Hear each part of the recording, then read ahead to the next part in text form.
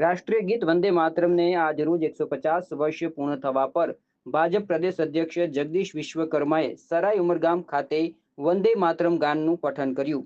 આ તકે જગદીશ વિશ્વકર્માએ જણાવ્યું હતું, વંદે માતરમ એ સામાન્ય નારો નથી, ક્રાંતિ મંત્ર છે, જેને બોલતા ભારતના નાગરિકોના હૃદયમાં જોમ અને જુસ્સો આવી જાય છે। વંદે માતરમ એટલે ભારત માતાને વંદન, માતૃભૂમિને વંદન, આ દેશની માટીને વંદન। વંદે માતરમ શબ્દોમાં રાષ્ટ્રીય પ્રેમની ધ્વનિ જાગૃત કરવાની અનોખી શક્તિ છે। શબ્દ બોલવાથી ઉર્જા, શ્રદ્ધા અને સંકલ્પનો સંચાર થાય છે।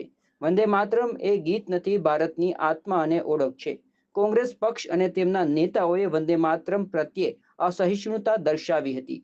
140 કરોડ ભારતીયો ક્યારેય કોંગ્રેસને માફ નહીં કરે, જેમણે વંદે માતરમ ગાવા પર પ્રતિબંધ લગાવવાનો પ્રયાસ કર્યો હતો।